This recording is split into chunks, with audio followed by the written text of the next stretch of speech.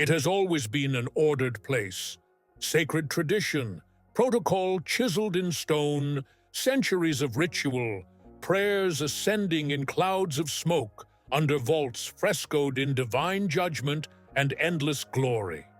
A city of rule, in which silence is not merely the negation of sound, but is rhythm, is architecture for awe.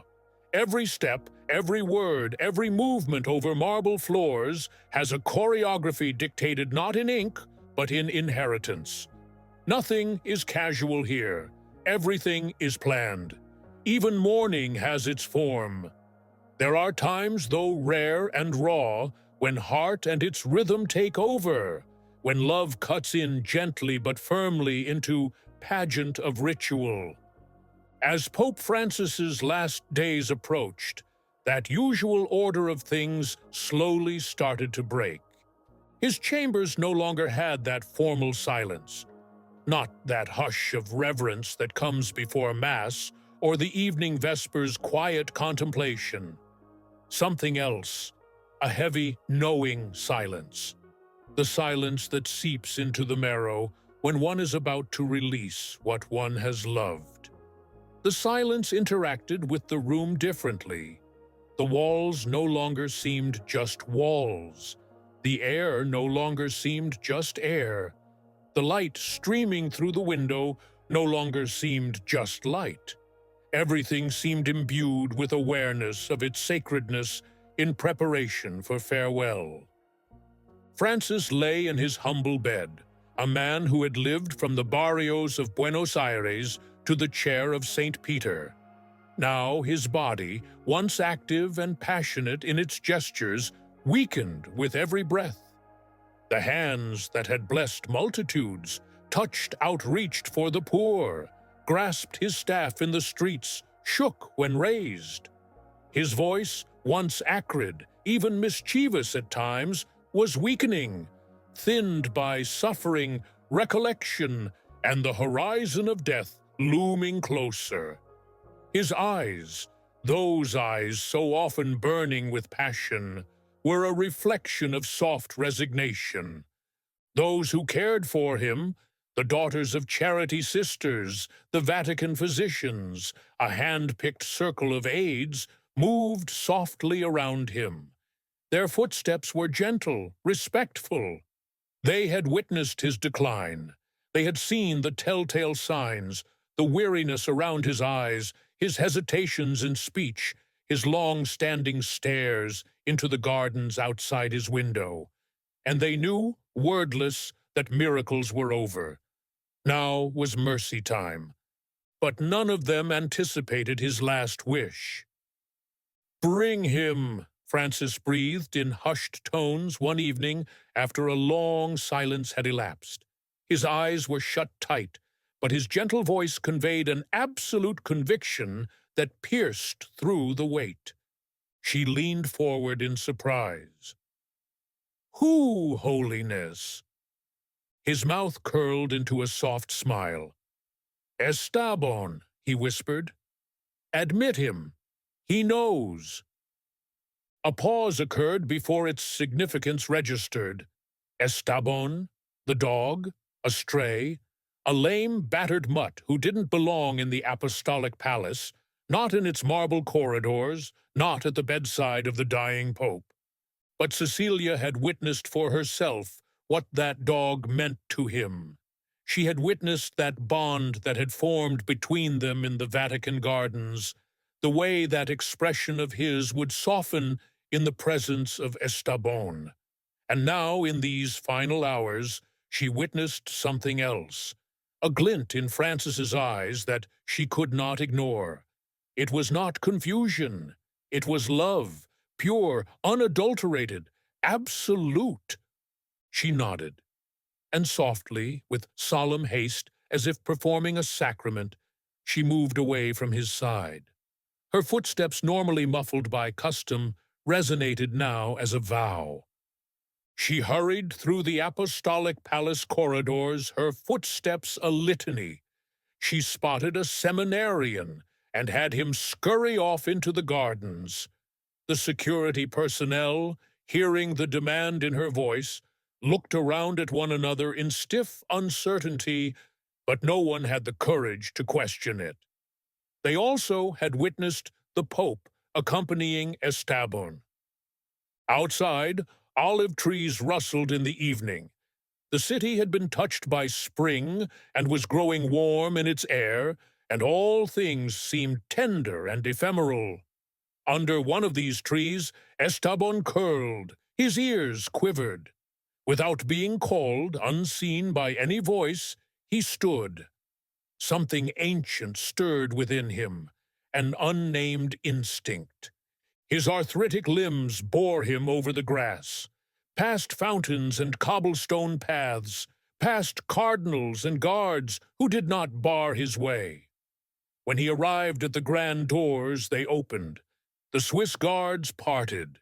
His claws clicked softly against the marble floor as he entered the palace. His step, a gentle declaration. He moved forward with the presence of one who had been called not by strength, but by love. At the doorway of the Pope's bedchamber, he hesitated. One brief moment. Then, taking a breath, he pushed open the doorway. Francis turned his head. His eyes, heavy with age but still aglow with spirit, brightened. A smile appeared.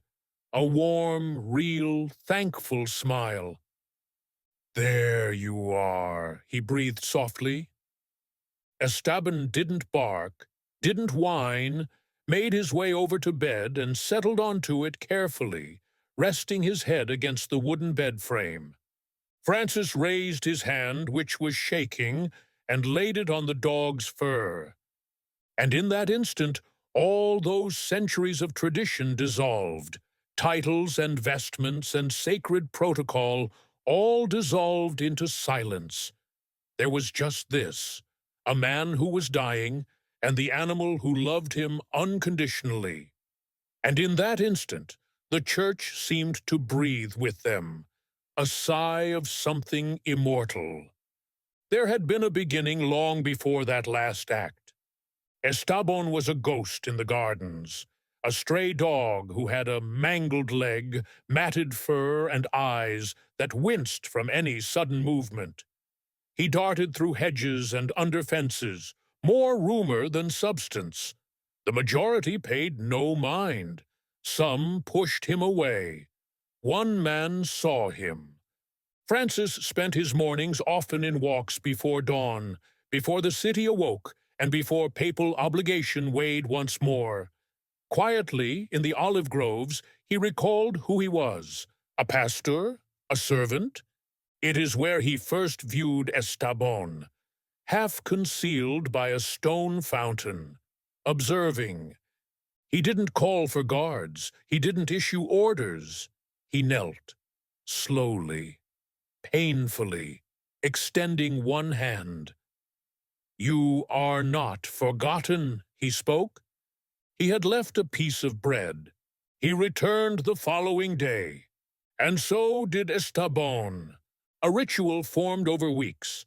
Francis walking, Estabbon observing, quietly leaving bread, taking a step closer, another, one day sitting beside him, quiet, there. He named him Estabbon, a term inspired from Hebrew for steadfast. It was no mere name. It was a reality. It was a prophecy come in flesh and in fur. The dog became part of the Vatican, though never formally. Gardeners started leaving out water bowls. Guards looked the other way. A junior Swiss guard wrote in his diary, "There is more peace in watching them sit together than in any mass I've ever attended." Francis never gave speeches about Estabbon, never spoke of him symbolically, but whenever people saw him and him together, they understood. This was not about a dog. This was about love, the sort that notices what no one else sees, the sort that requires no reward but company, the sort that does not disappear when cameras are shut off. Over time, Estabbon altered. His fur became thicker, His limp became more subtle. The wariness in his eyes diminished. So did Francis. The weight of leadership, scandal, divisiveness, the strain of a church struggling to get its bearings in a divided one affected him. But in the garden with Estabbon, he smiled more often. There he was not a pope. He was a man, a friend. Even he told a visiting bishop once, "He teaches better than I preach." It was in a joking manner. In Estabbon, Francis envisioned the church he had always imagined, not strong, not flawless, yet devout, patient, attentive, a church that sits with those who are hurt, that sees what others overlook. And when his time was finally come, and cardinals lined the corridors in hushed prayers, he did not ask for incense or choirs. He inquired about Estabbon, and the dog arrived. He remained. As Francis died, his hand lay on Estabbon's back. No thunder, no declaration, just the soft release of a soul departing from a body, and its attendant silence. News filtered slowly, firstly among the sisters, then amongst the guards, then throughout Italy, throughout seas. It wasn't about a pope who had died. It was about a dog who refused to leave, who stayed, who loved without being told. Estabbon lingered around the grave for days afterward. People whispered prayers. Flowers were laid out for some. A few mourned. The dog did not budge. He sat in the shadow of the dome alongside the grave of the man who had once knelt for him. Some labeled it loyalty. Some termed it instinct.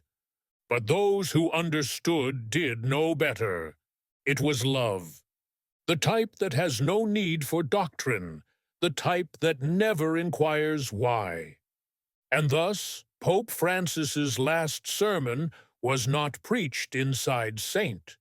Peter's Basilica, nor was it in an encyclical that he wrote.